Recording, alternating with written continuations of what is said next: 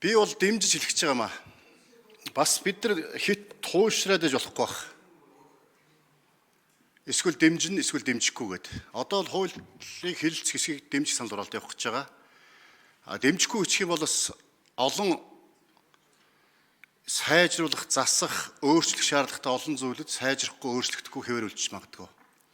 Тийм болохоор хэлэлцгийн дэмжижээд ажлын хэсэг байгуулад одоо манай сайн зэрэг гишүүд нарын одоо хүмүүс эсрэг үсэж байгаа хүмүүс ороод болохгүй, буруу заалтууд санаанууд орж ирсэн бол тэрийг түүж хаяад сайныг нь цааш нь хөгжүүлээд явах хэрэгтэй баха.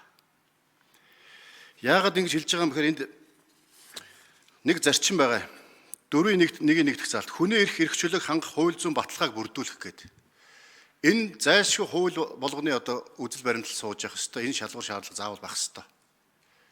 Энэ үүднээс энэ явах хэрэгтэй гэж үзэж байгаа. За үндэсний аюулгүй байдал бусад хүний эрх чөлөө нийгмийн хэв журмыг хамгаалах зайлшгүй шаардлага бүхий байх гэд бас нэмэлт шаардлага тавигдж байгаа. Энэ бас зайлшгүй байх ёстой байх. Өнөөдөр бид нар ингээд юу гэдэг нийгмийн сэтгэл зүг дагаад хууль санаачилдаг, баталдаг, үүнийх нь одоо сөрөг үр дагавар их гардаг, дараад нь үүнийг засах гэж боо юм болдог. Иймэрхүү цөөнгүй жишээ байж байгаа. Эсвэл өөрчилдөггүй хэн нэг захиалгын асуудал үүсдэг. Тухайлах юм бол одоо хуурамч шатхууны тухай хууль. Хуурамч шатхуун хийгээд одоо олон мянган иргэд олон 100 сая үнэтэй одоо хөрөнгөөр хохирсон. Энийг улсын хурал дээр хязгаарласан, хориглосон, харамсалтай үндсэн хуулийн зэвсдэр очиж боссон. Одоо өнөөдөр ингэ хуурамч шатхуун хэрэглэх бололцоотой болцсон явж байгаа. Энийг улсын хурал шийдэж чадахгүй л явж байна. Олон нийт таалагдах гад хууль санаачилдаг. Нэмэгдсэн өртгийн албан татварыг 5% болгоно гэдэг. 5% болох юм бол үндсэндээ Монгол улсын төсвийн орлого бүрдэхгүй бол цалин тэтгэр хүүхдийн мөнгө өгч чадахгүй асуудал үүснэ. За сая бас бид нар ярьж хэллээ. Хүн амын орлого, хувь хүний орлого албан татварыг 1% болгох.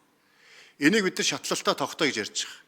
5% Улаанбаатарт, 3% Хөдөөд, аймгийн төвд, 1% Хөдөөд суманд гэдэг ч юм уу. Тэгэхгүй улс даяар 1% болчих юм бол дахиад сөрөг үр дагавартай. Иймэрхүү юмнуудыг бид нар бас тал талаас нь хардаг баймаар байна. Хардаг. Энэ хуулийн одоо хууль тогтоомжит хууль нэмэлт өөрчлөлт орснороо иймэрхүү юмуд харах боломж бүрдэх юм байна гэж харж байгаа. Өнөөдөр Монгол улс 437 хуультай.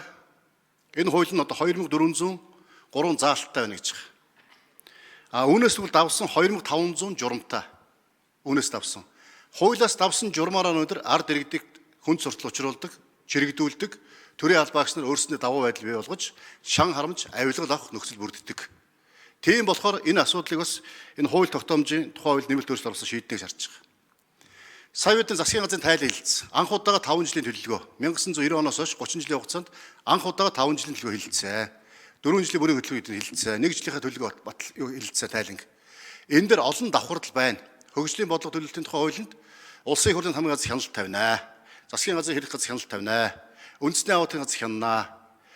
Засгийн газрын хяналт хэрэгжүүлэх газар хянана гэдэг олон давхардалтай. Алийг хянах юм? Бодлогын хяналт, нийслэлийн хяналт, гүйцэтгэлийн хяналт, санхүүгийн хяналт гэдэг олон хяналтууд байж байгаа. Энэ дээр нь аль нь тодорхой биш. Нөгөө хэмжиж чадахгүй, хянаж чадахгүй, удирдах чадахгүй. Энэ асуудлыг бид шийдэх хэрэгтэй байж байна. Ийм одоо давхардал байж байна. Энийг энэ хуулиар бас оруулж ярилцаа шийдэх хэрэгтэй болов гэж бодож байгаа. За хийдлийн асуудал. Бас л одоо алсын хараа 2050 гэдэг урт хугацааны хөгжлийн бодлогоо бид баталсан. Одоо 8 зорилт хөтөлбөр батлааг байж байгаа. Энэ 8 зорилт хөтөлбөр баталмаар байна.